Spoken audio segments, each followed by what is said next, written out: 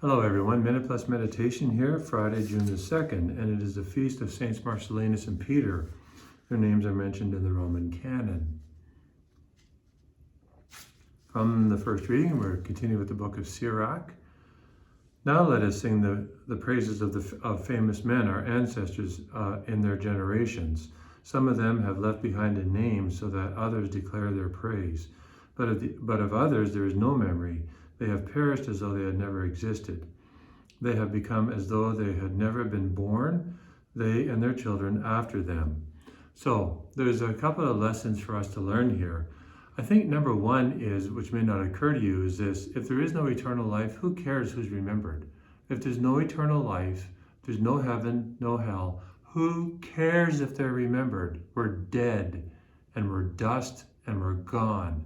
Who cares?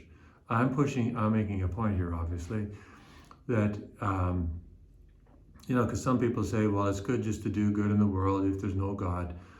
Well, really, okay, but ultimately, so what? If I'm gone and then I'm dust in the wind, what does it really mean? Can we, I'm not trying to be nasty here or anything, but I'm saying ultimately, what does it mean? Like, it has to have some meaning beyond this life. If it's all over, when it's over, like everything I've built up, everything that I've tried to cultivate, everything, all the good, it's all nothing when I'm gone, because I'm just dust in the wind. Something for us to reflect on. So they're going to sing the praises of the ancestors who have done good things. And of course, when I die, probably most people won't remember me. I'm very realistic about this. But God will remember me. And if I've died the right way, then it's going to really mean something, because, it'll determine where I go, how I've loved and what I've done with what I've been given. So, and the fact that some people's names will never be remembered in this world, so what? They will be remembered by God. But so these are things that are important to consider from time to time, because they kind of ground us or root us in reality. Okay, so over to the Gospel. We continue with St. Mark. So there's two big realities going on here. One day when Jesus and the disciples came from Bethany, he was hungry. Seeing in the distance a fig tree and leaf, he went to see whether he could find anything on it. When he came to it, he found nothing but leaves. Jesus knew there was no figs. For it was not the season of figs. He said to it, "May no one ever eat fruit from you again." And his disciples heard it. So we know what's going to happen there. Then he goes to the temple, cleanses it from all the money changers, and he says to them, "It is written, my house shall be called a house of prayer for all the nations." That's in Isaiah the prophet. They knew this. They were cheating. They were skimming off the top. This was a good business for them. They were racking up lots of money. For they were afraid. And then, of course, they become afraid of him because Jesus is speaking the truth, and the people recognize this he's not just anti-establishment. He's not really anti-establishment. He's about correcting their hearts. That's what it's all about, saving them.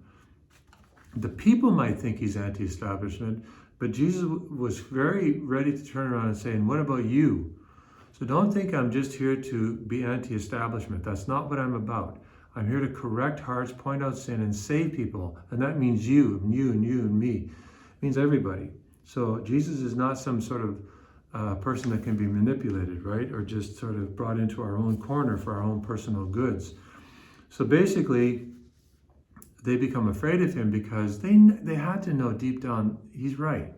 But they didn't want to admit it. He was becoming more popular than they were, and therefore he ultimately would have to go. Can't handle any, realistic competition. So, and then they go out and they see the fig tree withered from the root, and he says to them, "So I tell you, whatever you ask for in prayer, believe that you received it and it will be yours.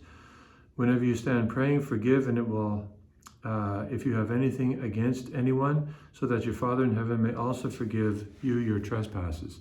So he offers here an important, profound lessons on the power and the importance and the power of prayer. But he's saying, don't just pray, but pray and examine your own heart. So if you got some obstacle here, the prayer is not going to be effective. when the Lord comes looking for figs, in other words, good fruits of our lives, we better be ready. We need to be ready, not just putting things off, right? And the temple of our own soul should be cleansed of all that, is preventing true worship from happening in us. These are some of the thoughts and reflections you can sort of take to yourself and reflect on today, because it's such a rich gospel. God bless you.